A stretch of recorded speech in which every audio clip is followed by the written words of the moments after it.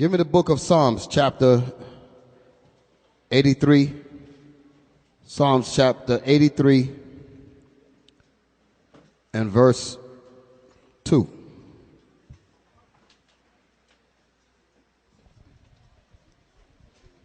The book of Psalms, chapter 83. For lo, thine enemies make a tumult. For lo, thine enemies make a tumult. A tumult is a harsh discussion, a conference, a very angry mob of people, mad.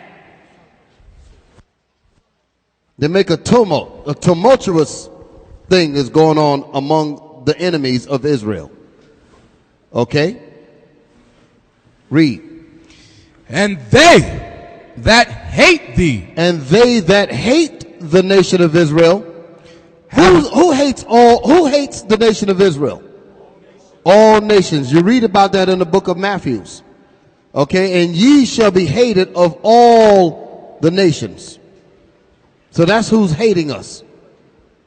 Go ahead. And they that hate thee have lifted up the head. And they that hate the Israelites, they hate the Most High, they hate Jesus the Christ. You open up the Bible and you read about what Christ looks like. He's a black man. That's what the Bible says. All the Bibles on the planet Earth says that. But our enemies don't want us to know that. I'm going to show you how bad our enemies don't want us to know things. Read on. They have taken crafty counsel. Our enemies have taken crafty counsel. Crafty counsel. Not regular counsel. Crafty counsel. Deep counsel. Think tank type of counsel. Deep staying up all night kind of counsel. Getting no sleep kind of counsel. So you can understand. That's what crafty means. That they thought about the effects of their counsel and its effects 500 some odd years down the road. That's the kind of counsel that they did against us. Come on. Against thy people. Against the Israelites. Against God's people. The Israelites. Read. And consulted against thy hidden ones. And they have consulted against thy hidden ones. Hidden ones.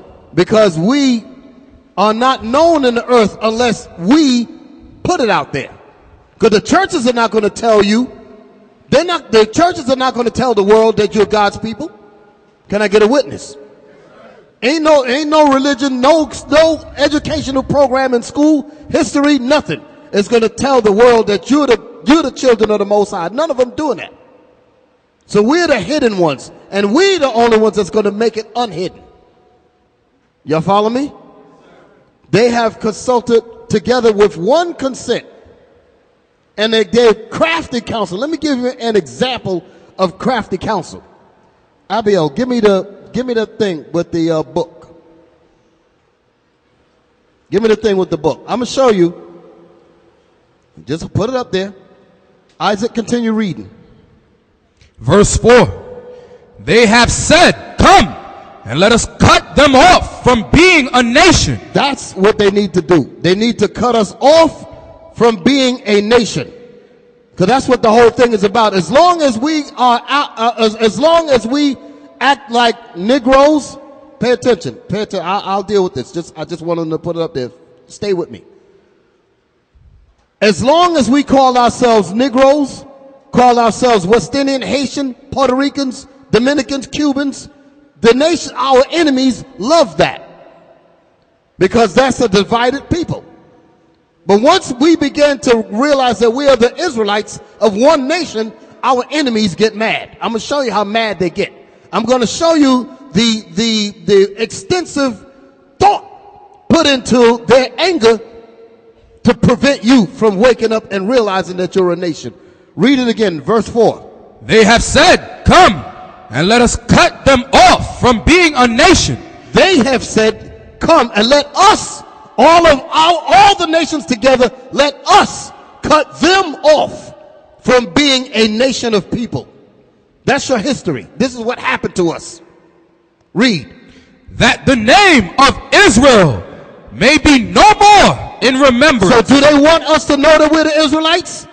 No. So there must be something very important about you realizing that you're the Israelites. There must be something. Even if we ourselves don't understand that, the nations know that if these people ever find out who they are, we're in trouble. They ain't going to tell you that. You follow me? Because if we don't really know as a people how important it is for us to know that we're the Israelites. Some of us are thinking like it doesn't really matter. But your enemies, they know how important it is. I'm going to show you how much they know how important it is for you to not know that you're Israel. Read it again, Isaac. Verse 4. They have said, come and let us cut them off from being a nation, that the name of Israel may be no more in remembrance. The nations are saying, I'm making it sure that you never come to the knowledge that you're the Israelites. I'm going to show you how important it is. In my hand, I ain't even talking about the Bible yet. I'm talking about what they have written in their own books. In my hand is a book entitled Lost Tribes and the Promised Lands. I purchased this book 23 years ago. You know how much I paid for it? $13. Show that. Get it for the camera. The back of the book has the actual price on it. But because the Israelites began to go into this book and prove that the Native Americans and the whole Southern Kingdom are Israelites, we started teaching that, and our enemies said, wait a minute, we got to stop it. How much is that book today? You see that over there? That's the same book that I paid $13 for. How much is it now? $2,936 used. Do y'all see this? Why in the world would they take a book and price it out of range? Because I can't even imagine anyone of our people that will even spend a quarter of that on a book. Y'all follow what I'm saying? Hold it. Let me just finish and I'm going to give it to you. I want y'all to understand what that verse just said. Read that again, Isaac.